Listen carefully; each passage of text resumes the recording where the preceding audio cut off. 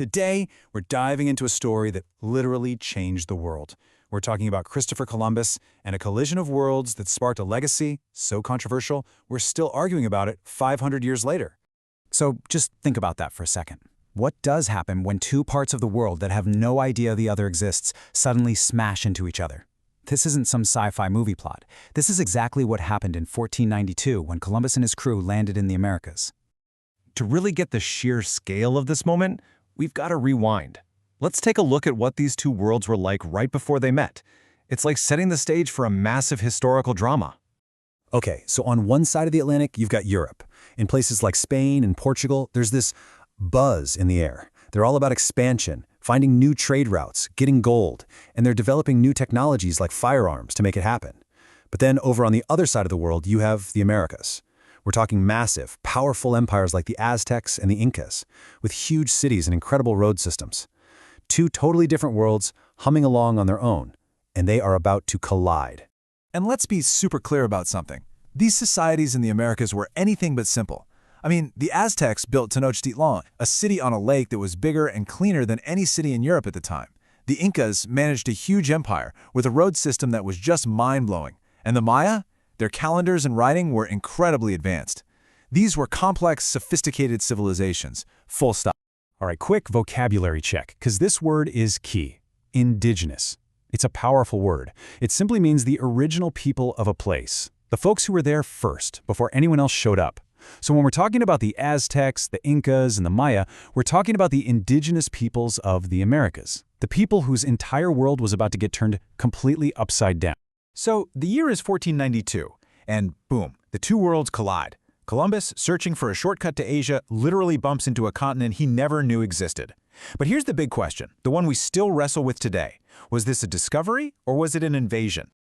Let's hear it straight from the man himself. This is what Columbus wrote about the people he met.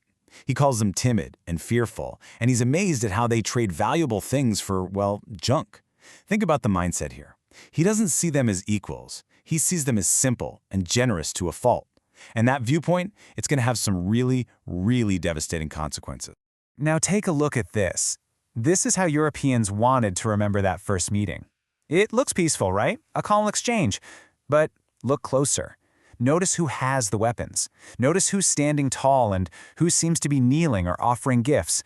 Yeah, this isn't a picture of two equals meeting. This is foreshadowing. So let's really break this down. What's going through the minds of the people on the shore, seeing these strange ships and men in armor? And what about the soldiers? They aren't there for a friendly chat. This image tells a story of power. The Spanish have the armor, the weapons, the flags, and the indigenous people have the gold. This isn't just a piece of art. It's basically propaganda to justify what came next. Yeah, that whole idea of a peaceful exchange, if it ever really happened at all, didn't last long. The arrival of Europeans kicked off an era not of cooperation, but of brutal conflict, unimaginable disease, and death. A period that would totally transform the Americas, and in fact, the entire planet. So, forget those romanticized paintings. This is the reality of the conquest, told by the people who actually lived it and died in it. This is an Aztec account of a massacre during a religious festival. Unarmed people, slaughtered. This is the part of the story that often gets left out, but it's the one we have to hear.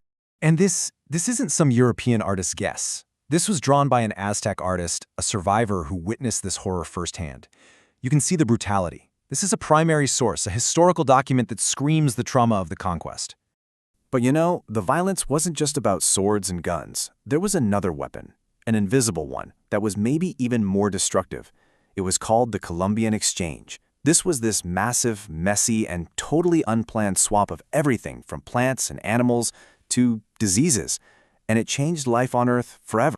Think about it. Before this, there were no horses in the Americas. And in Europe, no potatoes, no tomatoes, no chocolate. It's wild. But here's the dark side. Along with pigs and wheat, Europeans brought smallpox, measles, and the flu. These were diseases the indigenous people had zero immunity to. For them, it was a biological apocalypse. The result? A population collapse so huge it's hard to even wrap your head around. Up to 90%. Let that number sink in for a second. 90% of the indigenous population gone. It was one of the greatest demographic catastrophes in all of human history. And from the ashes of all this death and destruction, a new Spanish empire rose. An empire built on the ruins of the old ones, and it was thirsty for one thing above all else: gold and silver. This system of exploitation would reshape the global economy.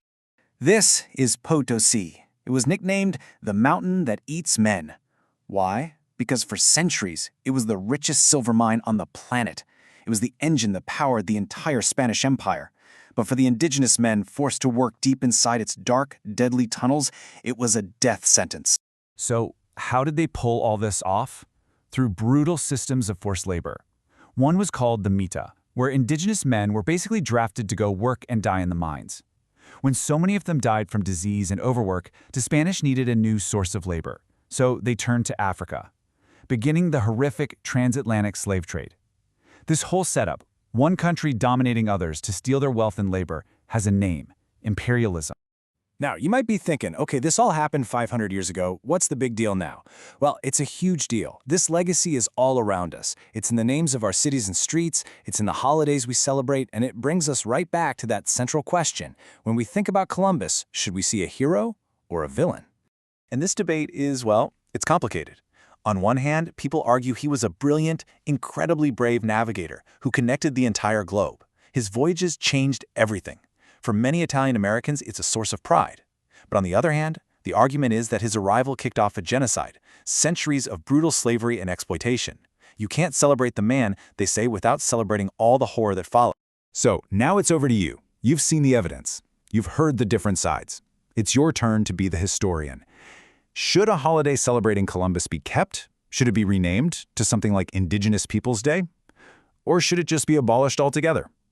There's no easy answer here, but it's a really important question to ask, because how we decide to remember our past says everything about who we are today.